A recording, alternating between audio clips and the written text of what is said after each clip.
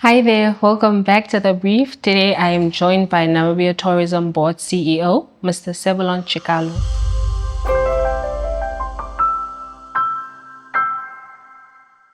How are you, Mr. Sebulon? I'm good. And how is Martha? I'm good. All right. Okay. Just to start us off, it has been nearly 6 months since your appointment. So can you just give us a brief introduction of your vision for NTB? Well, it's not something that we can finish today, but I'm going to give you the principles and the pillars of our next 5 years in terms of where are we concentrating on. So basically, in terms of the act, there are two pillars for NTB. It's the regulation of the industry, and also then, of course, the marketing of the destination Namibia. Okay. So the regulation side is the registering of all the players in the industry, your accommodation establishment, your tour operators, and any other person that provides services to our visitors to Namibia. They need to be registered, and we need to regulate the services they provide that it's up to standard, really, for our visitors who are coming to enjoy. Then the destination is making sure that Namibia is a destination known by the global travelers, people outside Namibia that can now, who travels for purpose of tourism and business, to know that Namibia is a destination both safe and also a good experience, to have when they travel to the country. So when you look at then that too, it helps, build where are we going as NTB. So with that, you'll see that we're doing what I call vertical growth. When you look at your statistics, it will say, well, your numbers are more on ecotourism, or what you call your leisure tourism. So you'll see in the next 5 years, by God's grace, we will build the other subsectors of the tourism. One of them is the business tourism, which is called MICE, your meetings, incentives, conferences, and exhibitions. All right. Again, we now capitalizing on I call it on the wave of your green hydrogen, the oil and gas discovery, and all the industries that are, at play in Namibia. So what we are saying is, well, we need to position Namibia as well, as much as for leisure travelers. We also are positioning it as for business travelers, people who are coming professionally for events only, workshops, meetings, conferences, and exhibitions.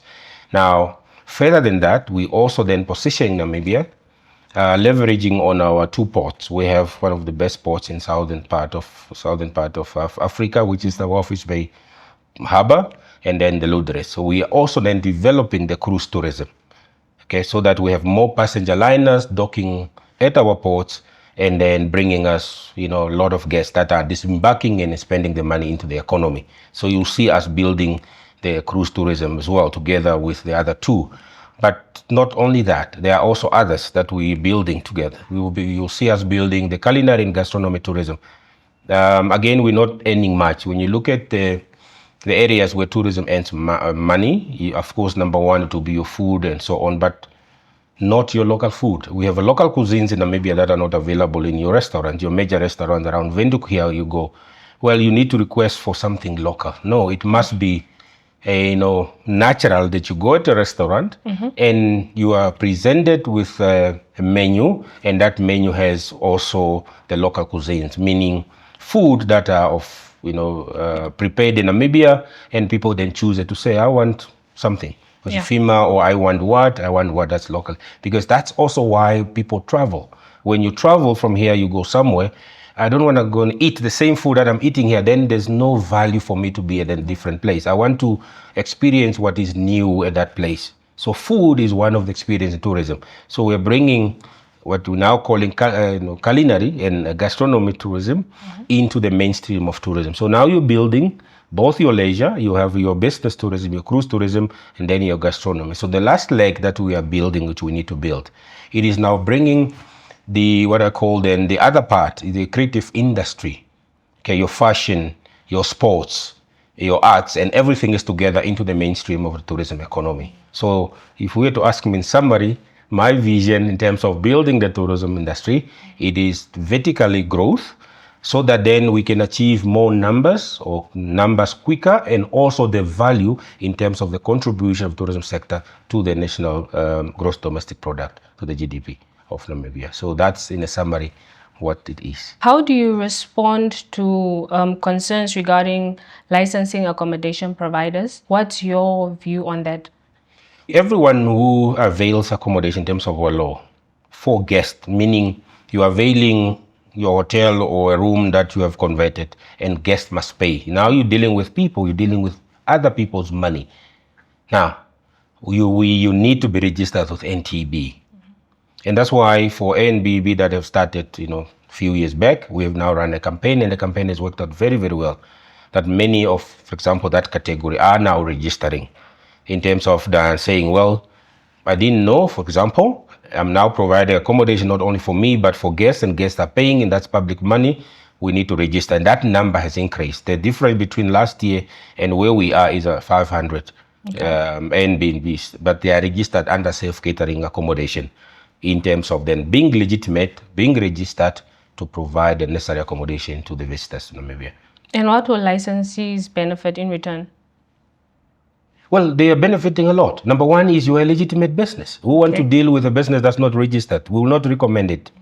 All right. I don't want to go to a hotel or A&B or anything that's not registered. That's the first thing, because you can be robbed. You can pay and then no one. How will the system help you? How will government help you? So the benefit is you are now registered. You appear on the list of registered operators or establishment on the Namibia Tourism Board register directory, and people will now recognize you that you are registered, and then you gain confidence in the market, and then you can get more clients that are coming in, and you can participate also in other programs that NTB provide. We provide market access, for example, for those startups and so on.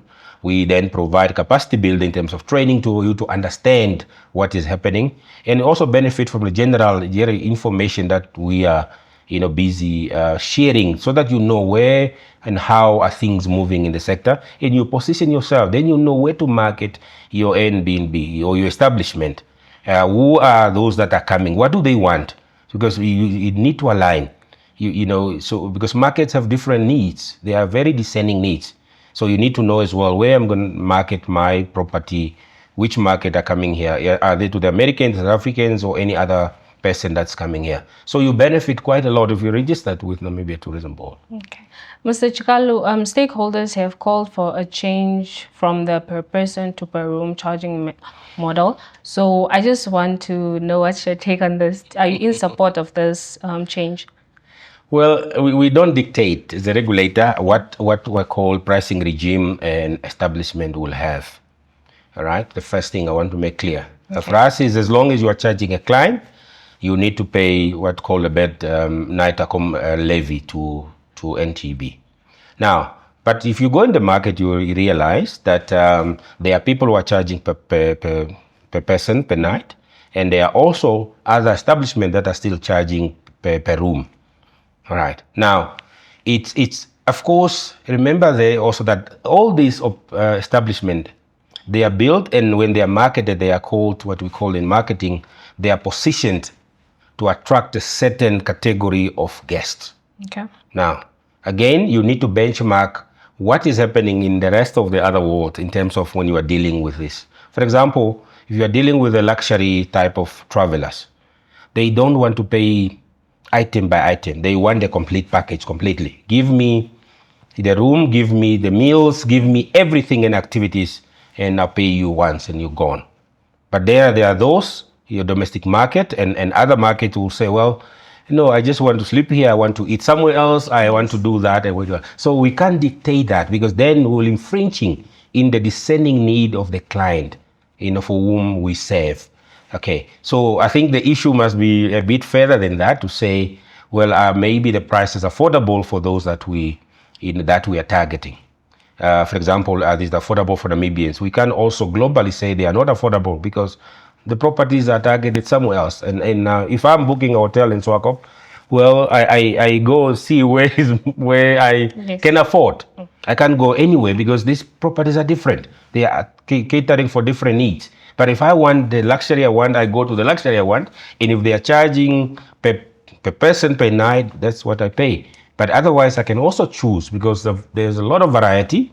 and say, well, I want to go where they are charging per room because maybe I have a family. There are also lodges and establishments that are catering for families, and you have a family price. Then I go there. So I hope I've answered your question that there is a need in terms of clients' need, and also the market must provide the variety of charging. Otherwise, you have been in conflict in addressing the needs of your clients. NTB has been on a recruitment drive. So I just want to know what's the rationale behind this and how does this support NTB's mandate?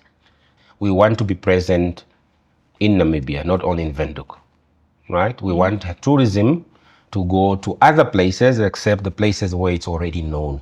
And that's why we're pushing it to the regions. And that's why you've seen us now opening offices, strengthening the Swakopmund office. We have opened an office in Ludres, catering for the southern stakeholders there. We opened an office in Rundu, catering also for the clients over there. And you'll see us in the next years coming, we'll open up maybe 1 or 2 other offices. The reason is make it easy for people to find information for tourism. It also encourages those that want to start up to understand the tourism economy and also to understand where in the value chain they can then participate. And our call there is, well, we are here now, we are in your regions. Please make use of our offices and our service that we are providing. So we are recruiting then to fill up this gap so that we can, efficiently and sufficiently support the growth of the tourism sector, information sharing, awareness creation, but also service delivery to our people. But also not only on the other side, but also on the other side of marketing. We also strengthening to make sure that we have both capacity to service the international market or marketing and also the domestic and regional marketing as well. So it's just calling it creating capacity for the institution to respond to the needs of the market in our sector. Just to touch a bit on NTB's revenue, what is NTB's current source of income and how do you plan on growing this revenue? Well, thank you. Again, is important.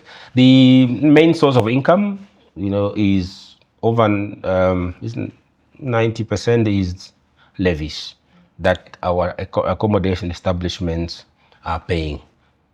All right. And then you have in between other percentages, about 5 others. Other is your trade fair participation. For example, when you go to, let's say, Germany, ITB or elsewhere, the private sector, we subsidize them. There is a portion that they pay. So that becomes then our income.